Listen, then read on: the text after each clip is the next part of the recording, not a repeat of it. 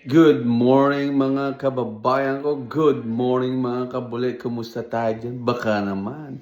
Yung mga hindi nakasubscribe, mag-subscribe na at follow na rin mga kababayan ko.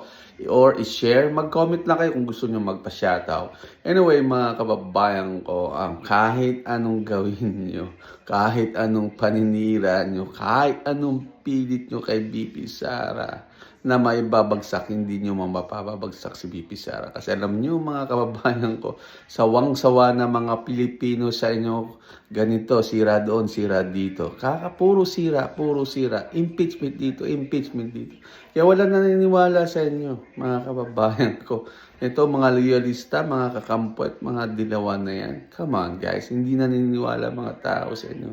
Kasi solid Duterte. Duterte lang ang may malasakit sa Pilipinas. Wala nang iba. Isang sabi lang kung sino, Duterte. Solid dyan mga kababayan ko. Kaya kahit anong gawin nyo, mga kababayan ko, mga loyalista dyan, bobo at tanga lang ang naniwala kay BBM. At sa mga kakampwet, kahit sino ibangga nyo, mga kababayan ko, kiba, hindi pa nabubuhay o hindi pa sinisilang ang mga katalo sa mga Duterte. Tandaan nyo yan.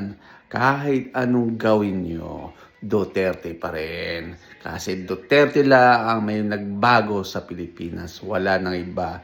Nung po si BBM, laking pinagbago. Nagbalikan ng mga adik sa kalsada, mga magnanakaw, mga rapist, mga adik. Nandiyan na, pati corruption. Worse. Grabe, trilyon-trilyon na ninanakaw sa gobyerno. Huwag tayong tanga at huwag tayong bobo. Huwag tayong gumising tayo sa katotohanan. Huwag tayong maniniwala sa mga maling impormasyon. Doon tayo sa totoo. Alam natin na si BBM magnanakaw at mga Martin Romualdez, mga congressman, ang daming salot sa gobyerno. Kaya huwag tayong magbulag-bulagan mga kababayan ko. Sa flood control, hanggang ngayon wala pa rin nakukulong. Ngayon ano na naman sabi ni BBM? Gagawin niya na naman yung free mga pamasahe. Come on, di tayo tanga. Yan na naman siya. Nangako na naman siya na di napapako. Yung bigas nga hanggang ngayon. Pati nga yung sinasabi niya na may makukulong, hanggang ngayon wala pa rin nakukulong.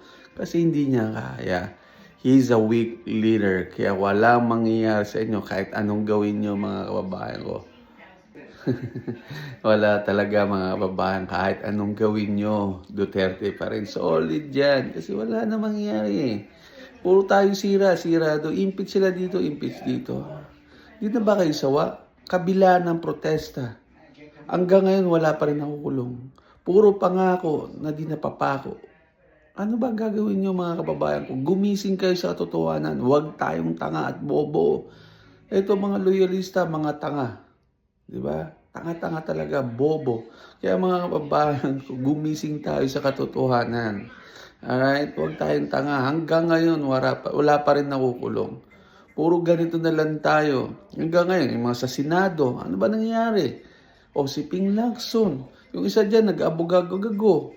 Pilit nila tanggalin si Marcoleta. Ito pa si Garcia. Nag-file yun ng case about dito kay Marcoleta. Okay?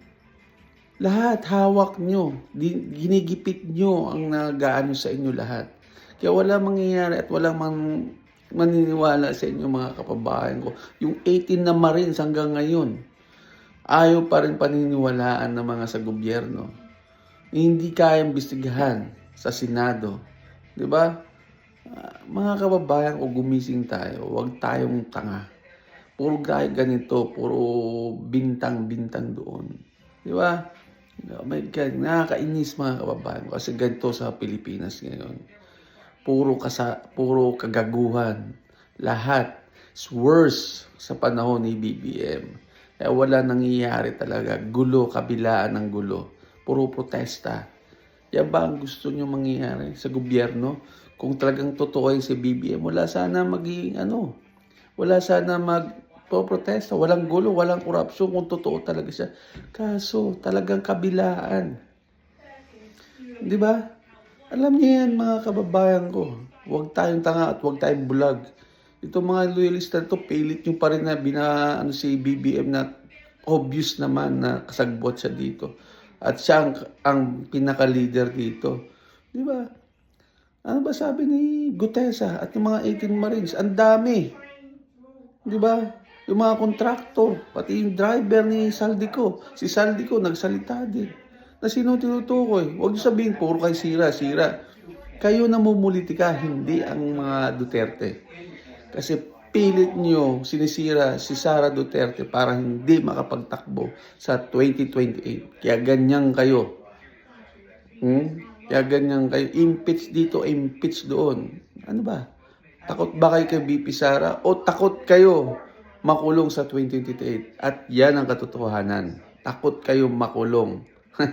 Kaya ganyan kayo mga kababayan ko o mga to sa politiko. Ngayon ginagawa nila mga congressman, ginagawa nila ngayon yan.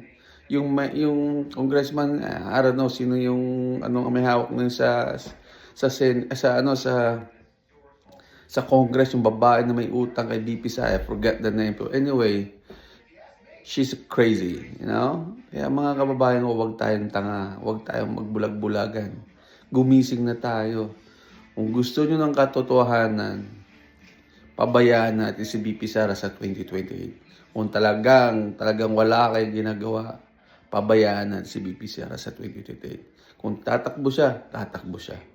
Pero manda kayo sa 2020 kasi babalikan kayo ni BP Sara. Alright?